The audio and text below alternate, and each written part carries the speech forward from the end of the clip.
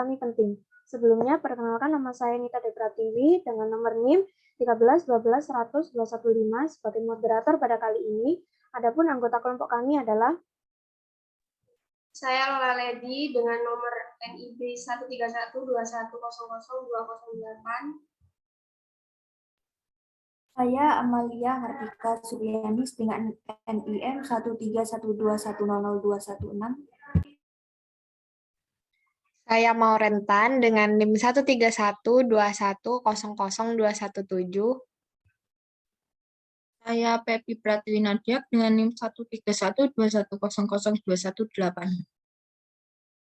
Baik teman-teman, langsung saja kita mulai. Untuk Mbak Mauren, tolong di-share screen.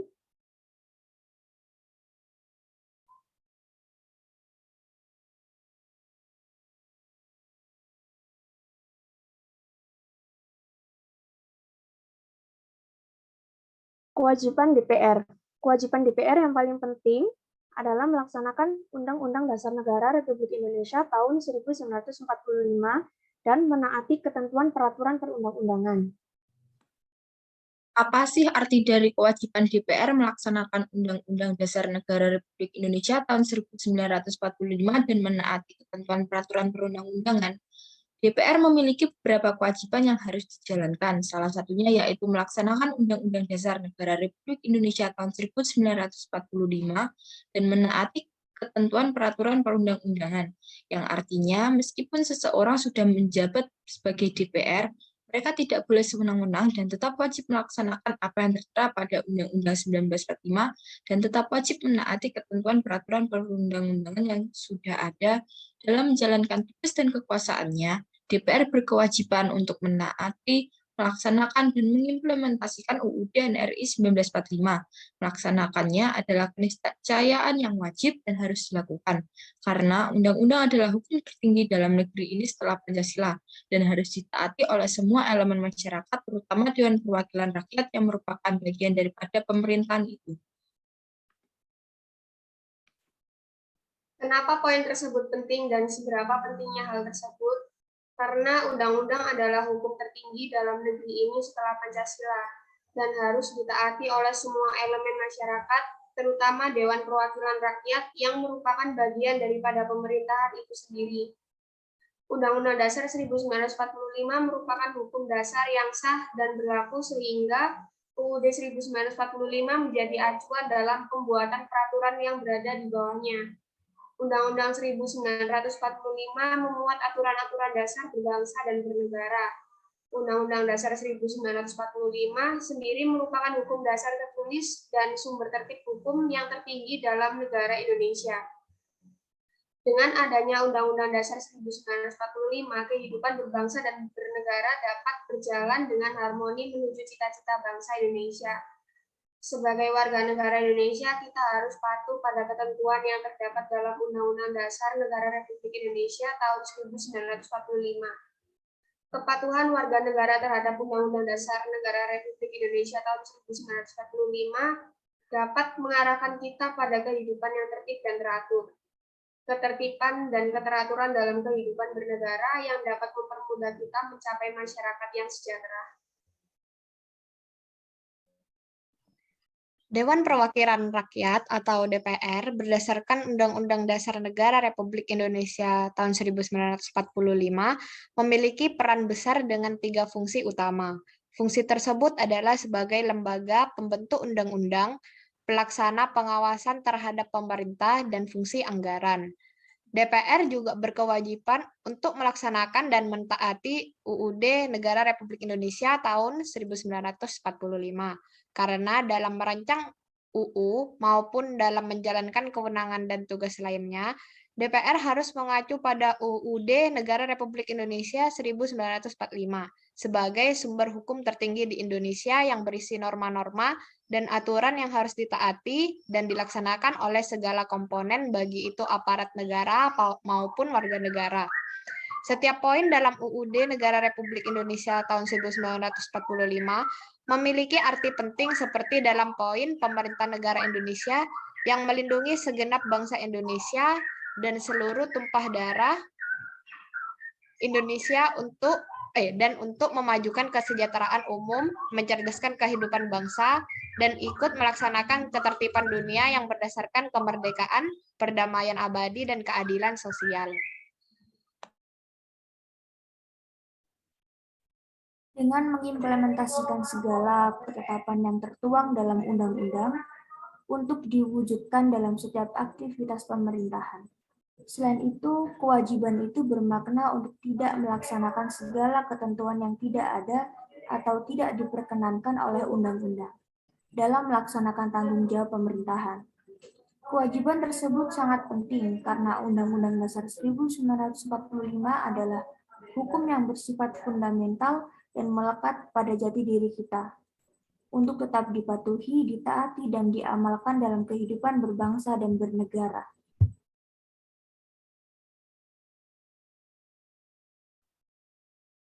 Contoh penerapan dari kewajiban tersebut. DPR mempunyai 3 fungsi sesuai dengan pasal 20A ayat 1 Undang-Undang Dasar RI 1945, yaitu fungsi legislasi, fungsi anggaran, dan fungsi pengawasan. Yang pertama, fungsi legislasi, yaitu dilaksanakan sebagai perwujudan DPR selaku pemegang kekuasaan dalam membentuk undang-undang. DPR mempunyai wewenang untuk membuat undang-undang bersama-sama dengan Presiden. Usulan rancangan undang-undang dapat diajukan oleh Presiden, dapat pula berdasarkan hak inisiatif DPR. Kedua, fungsi anggaran, yaitu kewenangan DPR untuk menetapkan anggaran, membahas, dan memberikan persetujuan atau tidak menyetujui mengenai RUU Pendapatan dan Belanja Negara (APBN) yang diajukan oleh pemerintah atau Presiden. 3. Fungsi pengawasan, yaitu DPR mempunyai fungsi untuk menjalankan pengawasan terhadap pemerintah dalam menjalankan pemerintahan. Pengawasan DPR terhadap pemerintah dapat berupa pengawasan terhadap pelaksanaan undang-undang, APBN, dan kebijakan pemerintah lainnya berdasarkan Undang-Undang Dasar Negara Republik Indonesia tahun 1945.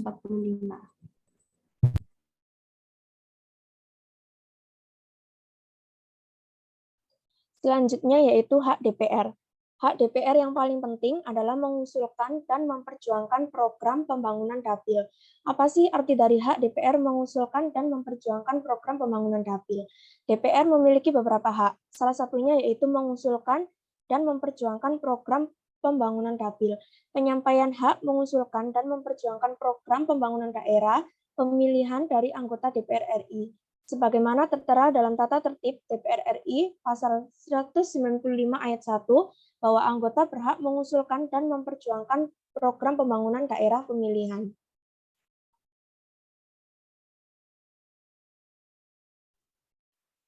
Kenapa poin tersebut penting dan seberapa pentingnya hal tersebut?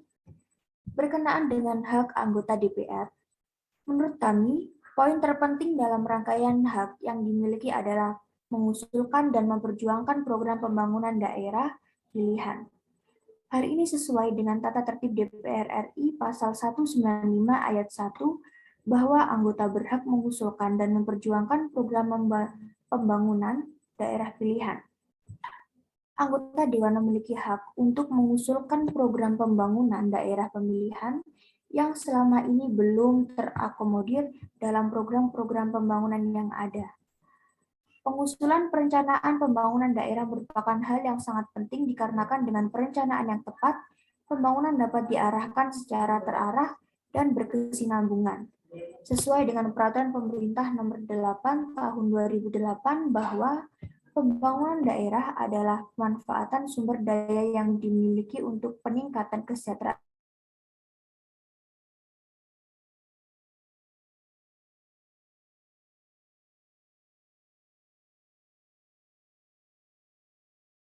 daya saing maupun indeks pembangunan manusia. Perencanaan pembangunan daerah merupakan proses penyusunan tahapan-tahapan kegiatan yang melibatkan berbagai unsur pemangku kepentingan, guna pemanfaatan dan pengalokasian sumber daya yang ada dalam rangka meningkatkan kesejahteraan sosial dalam suatu lingkungan, wilayah, atau daerah dalam jangka waktu tertentu. Tujuan pembangunan adalah untuk mengubah kondisi masyarakat menjadi lebih baik.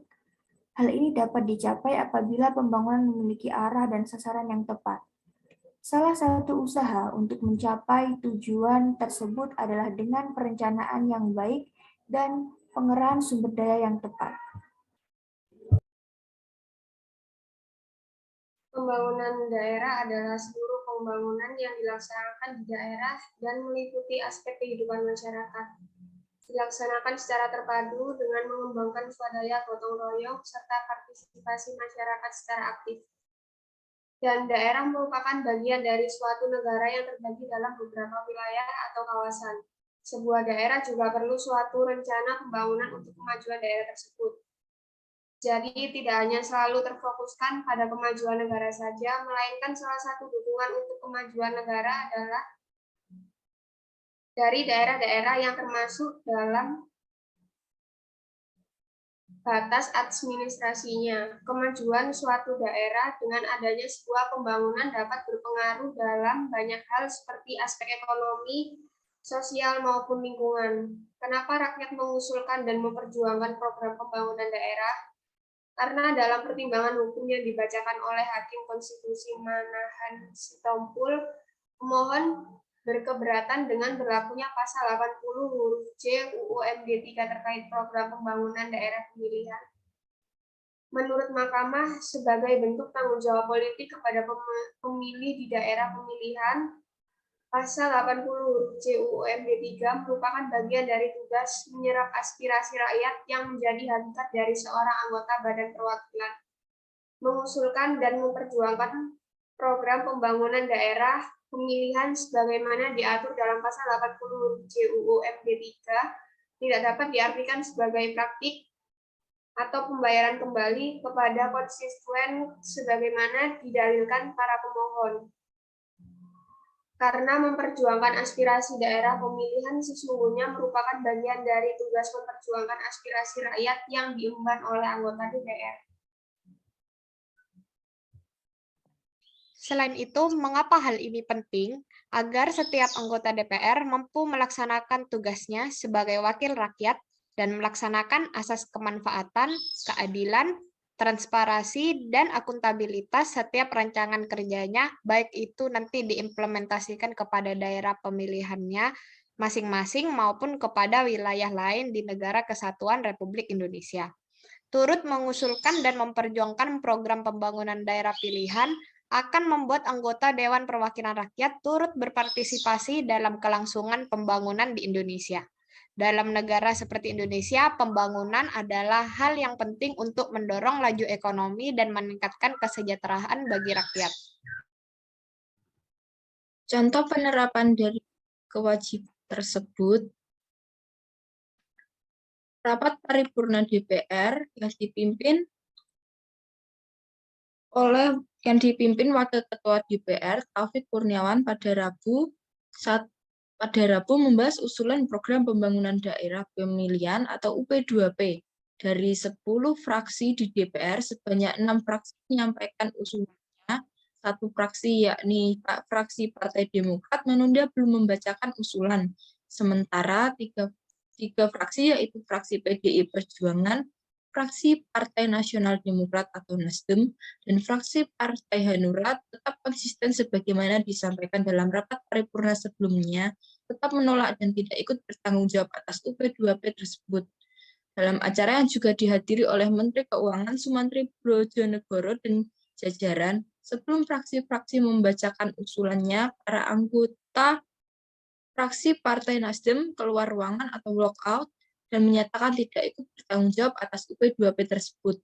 Melalui Ketua Fraksi Nasdem, Johnny G. Plate, menyatakan sebagai sikap sebelumnya fraksinya tetap tidak setuju terhadap UP2P tersebut dan menyatakan akan meninggalkan ruangan rapat paripurna. Akhirnya, seluruh anggota fraksi Nasdem meninggalkan ruang rapat. Dari usulan UP2P, 6 fraksi yakni fraksi PG, fraksi Gerindra, fraksi PAN, fraksi PKS, fraksi PKB, dan fraksi PP membacakan usulannya lewat jubir fraksi masing-masing, sementara fraksi Partai Demokrat masih menunda pembacaan usulannya. Pada dasarnya, mereka sepakat bahwa pengajuan usulan pembangunan dapil adalah merupakan kewajiban DPR sebagaimana diatur dalam Undang-Undang Nomor 17 tentang MD3 untuk memperjuangkan dan menampung serta menindaklanjuti aspirasi rakyat. Selain itu, anggota Dewan memiliki hak untuk mengusulkan program pembangunan daerah pemilihan yang selama ini belum terakomodir dalam program-program pembangunan yang ada.